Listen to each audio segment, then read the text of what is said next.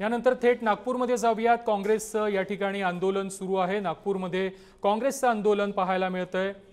राजकारणपेक्षा दुसरं काही काम करायला वेळ नसेल तर त्यांनी तत्काळ राजीनामा दिला पाहिजे आणि लॉ अँड ऑर्डरला परत आणण्यासाठी, परत लॉ अँड ऑर्डरचा सिस्टम मेंटेन करण्यासाठी आम्ही काय करू ते आम्हाला इकडे आंदोलन करायची गरज पडली। पोलिसांनी कारवाई केली। काय कारवाई? आता सगळं माहितीच आहे ना कोणी केलेलं आहे, तर मग तुम्ही फाशी का नाही देता हा आमचा प्रश्न आहे। आपल्याकडे कायद्याचं राज्य आहे, त्याकडे काहीतरी व्यवस्था आहे। कायद्याचं राज आज आपल्याला याला लगेच फाशी द्यायला पाहिजे, आठवड्याभरात फाशी द्यायला पाहिजे। अशा लोकांना, अशा नराधामांना लगेच पब्लिक मध्ये सोडून दिलं पाहिजे आणि पब्लिकच्या भरोश्यावर सोडून दिलं पाहिजे। आज आमच्यासारख्या महिलांनी कुठे जावं? आज महाराष्ट्रामध्ये 1 लाख पेक्षा जास्त महिला मिसिंग आहे। काय करतात हे गृहमंत्री या विषयावर?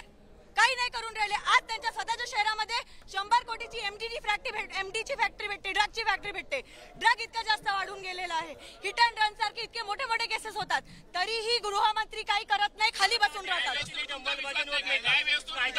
न्याय व्यवस्थेला आमचा विश्वास गृह मंत्रालयावर नाहीये, पूर्ण लॉ अँड ऑर्डर न्याय व्यवस्थेवर विश्वास असला तरी गृहमंत्री जेव्हा पूर्ण सिस्टम त्यात आरोपीला वाचवण्यासाठी लागतो तर कसा विश्वास बसला ना आमच्या न्याय व्यवस्थेवर? कायद्यावर विश्वास आहे दादा, म्हणूनच आम्ही आज इथे माग करायला आलोय की लगेच या जो आमची डेमोक्रेसी आहे, आमचा संविधान आहे, तो आम्हाला अधिकार देतो की आम्ही या सगळ्यात जो चुकीच्या गोष्टी घडून राहिलेल्या त्याचा निषेध करू आणि त्याचा विरोध करू। ते पण आम्हाला थांबवण्यात येते आज रस्त्यातच। आम्ही स्वतःची मागे पण समोर नाही ठेवू शकत। कुठलं न्याय आणि व्यवस्था या महाराष्ट्रामध्ये राहिलेली आहे?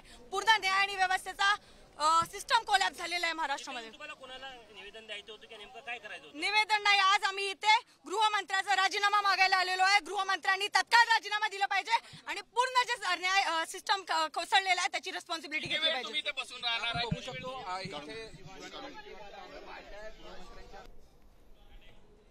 बदलापूरमधील अत्याचार प्रकरणाचे पडसाद हे राज्यभर उमटतायत।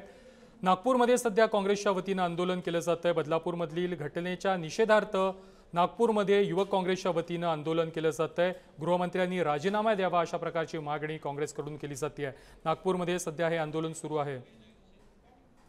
नागपूरमध्ये काँग्रेसचं आंदोलन सुरू आहे। उपमुख्यमंत्री देवेंद्र फडणवीस यांनी राजीनामा द्यावा अशा प्रकारची मागणी काँग्रेसच्या आंदोलकांनी केलेली आहे। बदलापूरमधील घटनेचे पडसाद हे राज्यभर उमटताना पाहायला मिळतात। नागपूरमध्ये देखील आंदोलन केलं जातंय। युवक काँग्रेसच्या वतीने हे आंदोलन केलं जातंय। काँग्रेसच्या कार्यकर्त्यांना पोलीस ताब्यात घेताना पाहायला मिळतात।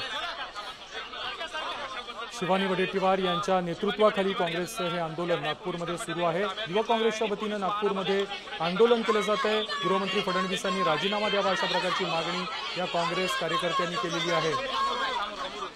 राज्यात महिलांवर अत्याचार होत असताना गृह खातं आहे कुठे, गृहमंत्री आहेत कुठे, अशा प्रकारचा सवाल देखील या महिलांनी उपस्थित केलेला आहे। काँग्रेसच्या या आंदोलक महिलांना पोलिसांनी आता ताब्यात घेतलेलं आहे। विरोधात काँग्रेसच्या या कार्यकर्त्यांकडून जोरदार घोषणाबाजी देखील केली जाते आहे। बदलापूरमधील घटनेचे पडसाद राज्यभर उमटतायत। आज नागपूरमध्ये देखील काँग्रेसच्या वतीने हे आंदोलन केलं जात आहे। शिवानी वडेट्टीवार यांच्या नेतृत्वात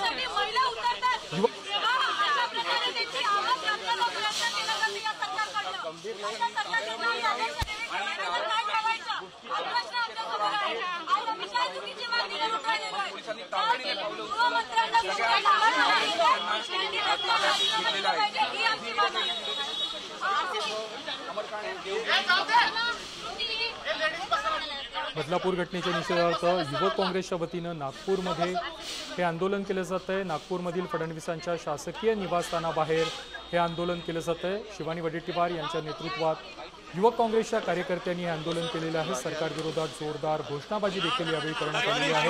या कार्यकर्त्यांना आता पोलिसांनी ताब्यात घेतलेलं आहे। मात्र गृहमंत्र्यांनी राजीनामा द्यावा अशा प्रकारची मागणी या काँग्रेसच्या कार्यकर्त्यांनी केलेली आहे। राज्यात महिलांवरील वाढते अत्याचार